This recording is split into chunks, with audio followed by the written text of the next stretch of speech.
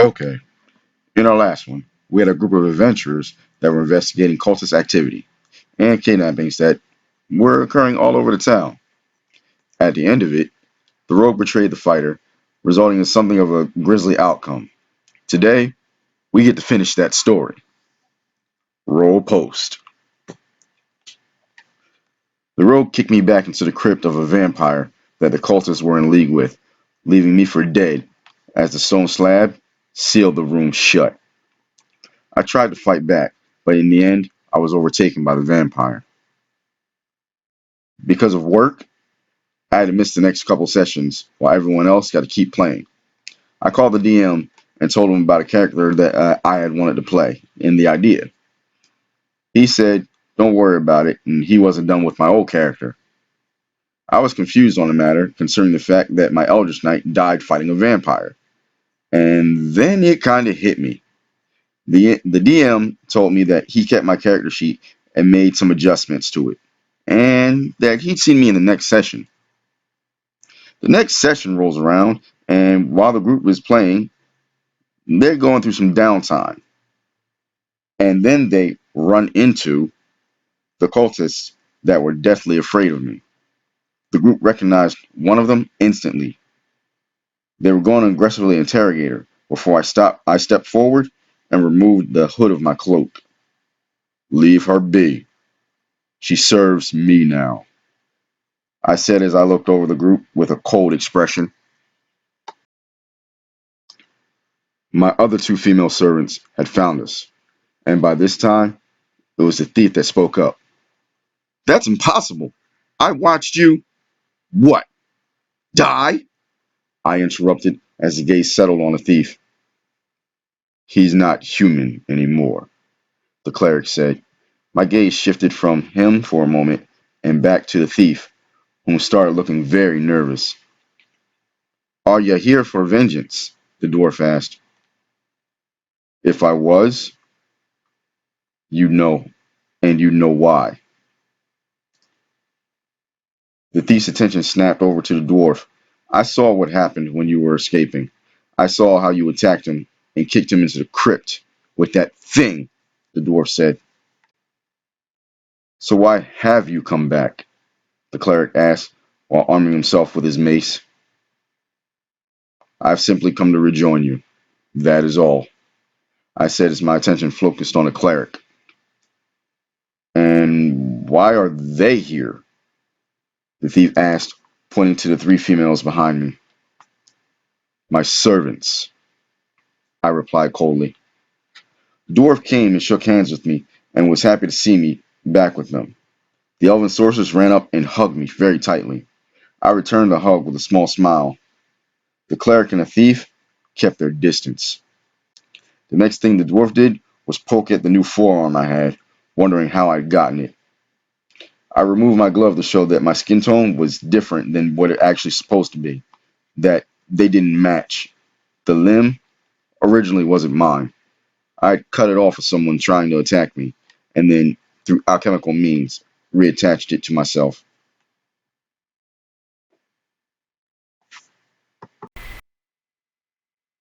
We headed to the local inn for drinks, and the dwarf asked me what happened.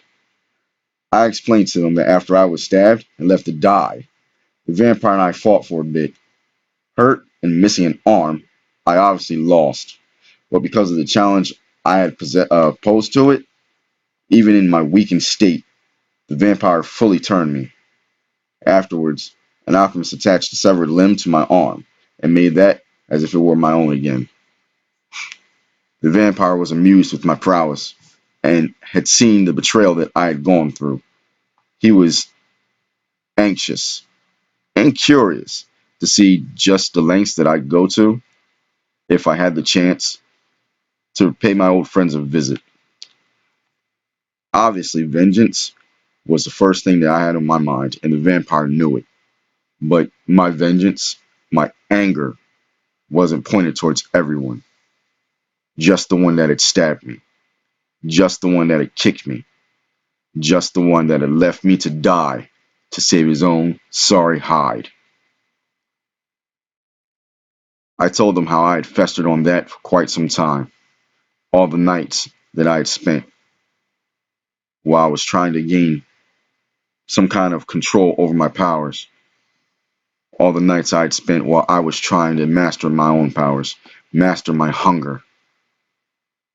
All the days I spent shrieking and hiding away from the sun, shrinking into a coffin, while all I could think about is what I'd do if I ever got the chance to see the thief again. And now that I had actually had the chance to see them, he seemed pathetic to me. He was nervous, obviously, and he couldn't look me in the eye. He always shrank away and made sure to keep his distance. So, who are they? The sorceress asked. Servants, as I already said, I replied. The vampire was in league with the cultists. They had their sacrifices, but any blood left over would go to the vampire. After I rose again, stronger than I was before, they begged me for mercy, since I had already defeated one of the demons they summoned, and that was one of the stronger ones they had.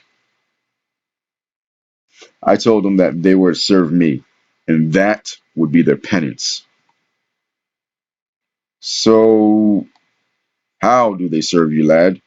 The dwarf asked, but it was obvious what he was trying to imply with that question. Because of what I am now, I need to feed. They lure some poor sod off into a dark corner after pretending to be interested in him. And then, when everyone's alone, I enter and I feed. For their troubles, they are paid whatever coin I take from the victims. That's deplorable, the cleric said.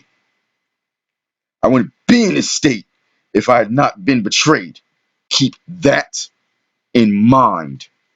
I snapped back at the cleric. It seemed like all eyes were resting on the thief now, as everyone knew why I was in the state that I was in. We all went adventuring as a team again, at least for the time being.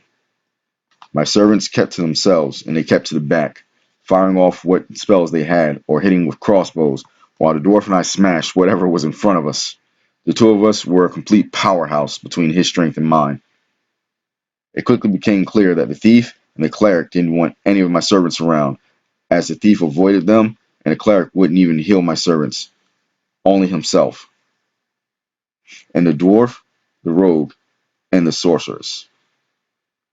He never even considered healing my servants, and his powers no longer had any gain for me. This began to cause a rift in the group to where the cleric and the rogue attempted to attack me in my coffin while they thought I was resting. One of my servants hit the cleric with a firebolt and was about to hit the rogue with one just before the sorceress and dwarf burst in to see what the commotion was. I walked in behind the dwarf and the sorceress, already knowing what had happened. Daylight was fast approaching, and I got inside my coffin.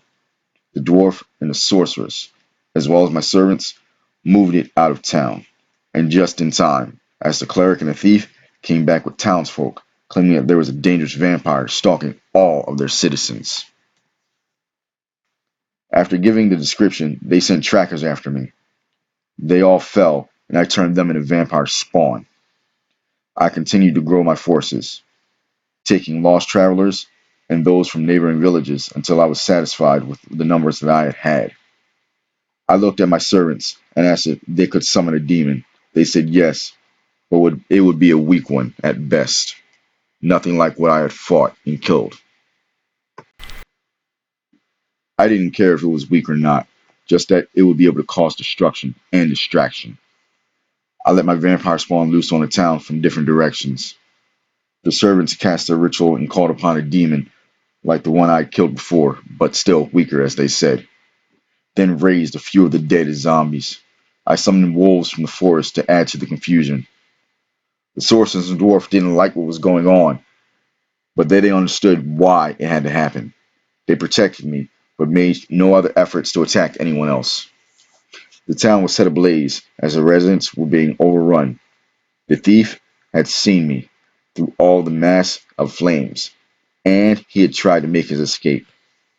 I hunted him down like a wolf pouncing on his prey. We entered combat, but it didn't take too long for me to overpower him. I turned him into vampire spawn. It was some sort of irony. My vengeance, at least to me, was complete. We let the cleric alive, but he vowed vengeance against an abomination such as myself, going as far as to found a group of hunters to track me down and slay me. But that is a story for another time. End post. Okay, I don't know why the cleric turned on OP like that, but despite the fact that he was trying to turn into a vampire, he was still the same person. I get the cleric and clerics and undead clash, but nothing changed about the OP. Have any of you ever been forced to split team up like that? Let us know in the comments below. I'm King Sway, and this is Tales of Adventure, and we'll see you in the next one.